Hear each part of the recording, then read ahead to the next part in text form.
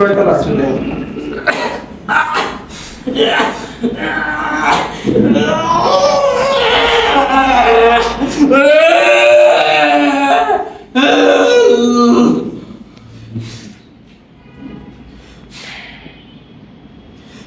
উখরুজ ইয়া আল্লাহ, উখরুজ ইয়া আল্লাহ, উখরুজ ইয়া আল্লাহ। শরীরের ভিতরে যত প্রকার শয়তান মারিদ, যত প্রকার ইবলিস, যত প্রকার শয়তান আছে সবগুলো শয়তান বের হয়ে যাবে।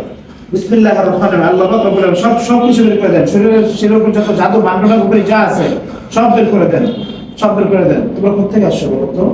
কে চালান করছে? হ্যাঁ, কে চালান করছে? বলো, সুন্দর করে বলো, কে চালান করছে? হ্যাঁ, কে চালান করছে বলো তো? আমি বুঝতে পারতেছি তোমরাও মূলত আটকে আছো। বলো, কেন চালান করছে? বলো, সুন্দর করে বলো, কে চালান করছে? বাবা বলো, কে চালান করছে? বলো।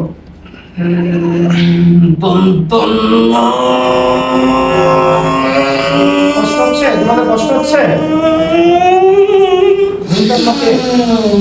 হ্যাঁ, শান্ত হও, শান্ত হও, শান্ত হও।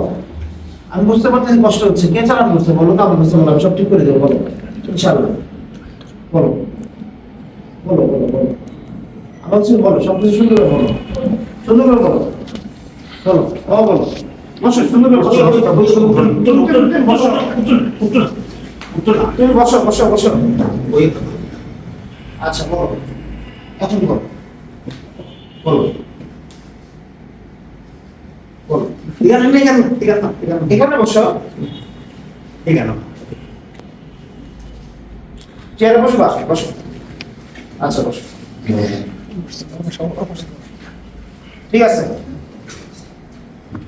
এখন বলো, কোথেকে আসছো তোমরা? আমার কাছে সবকিছু বলো, কোথেকে আসছো বলো, কোথেকে আসছো?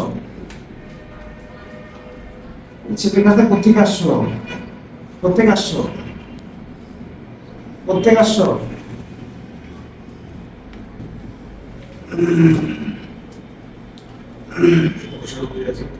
কোথেকে আসছো?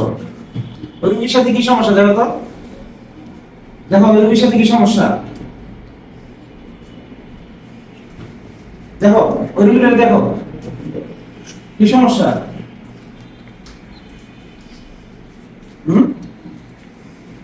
বলো কি সমস্যা রুগী?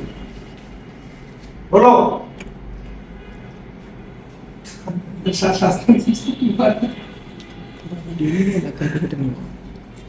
তোমরা কয়জন? রোগীর সাথে কয়জন তোমরা?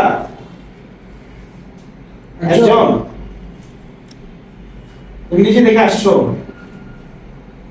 চালান করছে? বলো, নিজে দেখে আসছো? আচ্ছা, কি চাও ছেলের কাছে?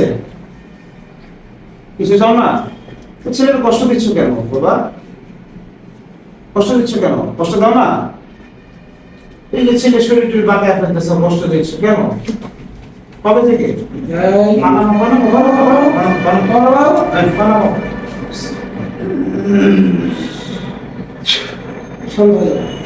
শান্ত হও, শান্ত হয়ে গেছি কিন্তু, শান্ত হয়ে যাওয়ার পরে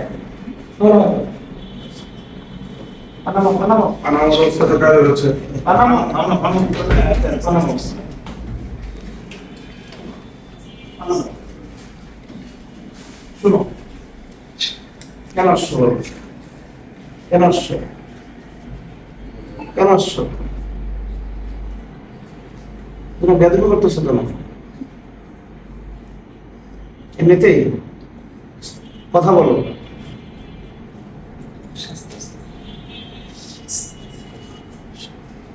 ছেলের কাছে আর আসবা না, চলে যাও। তোমার কোনো ক্ষতি আমরা বুঝতেই পর্যন্ত ছেলের কাছে আর আসবা? যাও, চলে যাও। অজ্ঞান করে রেখে চলে যাও। অজ্ঞান করো, ছেলেকে অজ্ঞান করে রেখে চলে যাও। এই পেশেন্ট শোয়া অজ্ঞান করে যাও। খুঁজে দাও, খুঁজে দাও। হ্যাঁ, চলে যাও, চলে যাও, চলে যাও, চলে যাও। শান্ত হও, চলে যাও। আর এসো, চলে যাও, যাও, চলে যাও। খুঁজে যাও, রানা তো বাহির মেরে রেখে বের বের হয়ে যাবো। একেবারে ওখান করে চলে যাও, যাও, চলে যাও, চলে যাও, চলে যাও, বেরিয়ে যাও। উখরুজ উখরুজ, বেরিয়ে যাও, বেরিয়ে যাও। তোমার বেরিয়ে যেতে বলছি, বেরিয়ে যাও। হ্যাঁ, শান্তভাবে বেরিয়ে যাও, সুন্দর করে বেরিয়ে যাও। আল্লাহর হুকুমে বেরিয়ে যাও। যাও, আর শোনো, যাও। আর কখন আসবে না, যাও যাও যাও, বেরিয়ে যাও, কখন আসবে না, যাও। আচ্ছা, চলে আসো, চলে যাও, চলে যাও। পানি দেন, যদি পানি দেন, এই গ্লাসটা কোথায়?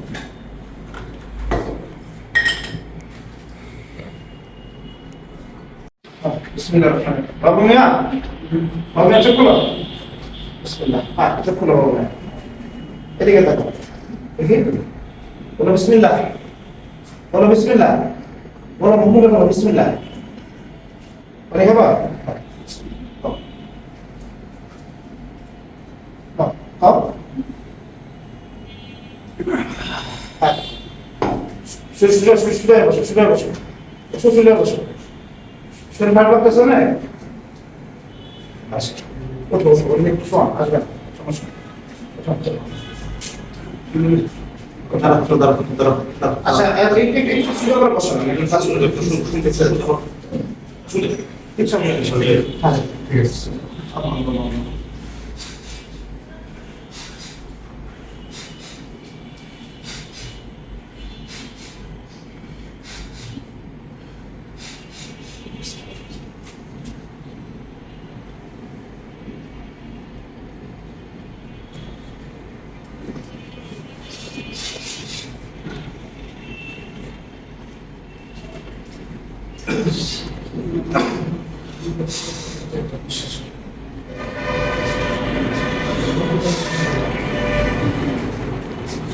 কি সমস্যা হলো?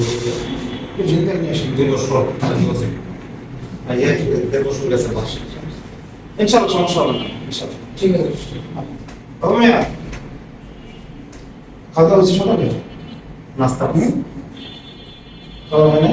এখানে আটকে যায়। ঠিক আছে, আটকে যাবে, আটকে যাবে। খেলে? আচ্ছা, ঠিক আছে, ইনশাআল্লাহ। হ্যাঁ, সব ঠিক আছে, ইনশাআল্লাহ। এখন তো নামাজ পড়া যাবে না, কিন্তু আজকে 2-3 দিন থেকে এখন কি হচ্ছে, আপনার এই কমপ্লিট হয়েছে পড়ালেখা না? জি না, অনার্স ফাইনাল পরীক্ষা দিয়েছি, বাইরে পরীক্ষা কালকে চলবে, হ্যাঁ, সমস্যা নেই, আপনি একটু চলবে, ঠিক আছে, ইনশাআল্লাহ।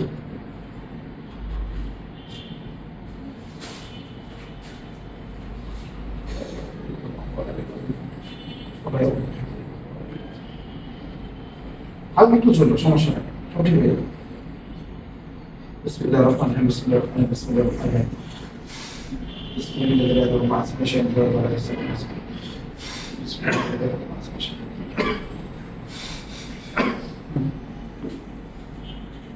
ঠিক আছে, বসো, সুন্দর সুন্দর করে বসো। আচ্ছা, একটু সময় দেবো, সময় দেবো। কথা বলতে কষ্ট হয়? তারপর একটু দেখি, তারপর। আচ্ছা আচ্ছা, কষ্ট হবে না। তুমি নিজে স্টেবল থাকার চেষ্টা করো, ঠিক আছে? মুখ বন্ধ করো।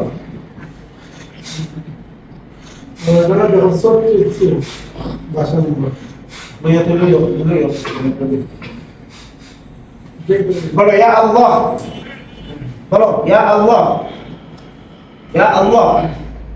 হাতর হাতর হাতর বানি হোক, হাতর বানি হোক। আল্লাহু আকবার। আচ্ছা, ওকে ওকে, ঠিক আছে, বলো বিসমিল্লাহ, বলো বিসমিল্লাহ। বিসমিল্লাহ। আলহামদুলিল্লাহ, বলো আলহামদুলিল্লাহ। আলহামদুলিল্লাহ। লা ইলাহা লা ইলাহা ইল্লাল্লাহ ইল্লাল্লাহ মুহাম্মাদুর মুহাম্মাদুর রাসূলুল্লাহ সাল্লাল্লাহু আলাইহি ওয়াসাল্লাম। হ্যাঁ, ঠিকঠাক আছে।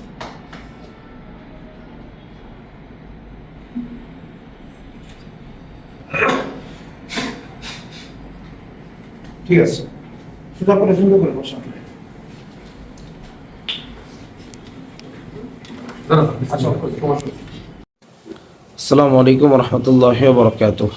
আপনারা ভিডিওতে যে পেশেন্টটাকে দেখলেন, এই পেশেন্টকে দেখে আপনার মনে হতে পারে খুব মারাত্মক কিছু জিন তাকে পাকড়াও করে ফেলেছে, যাকে দমানো একেবারেই সহজ না।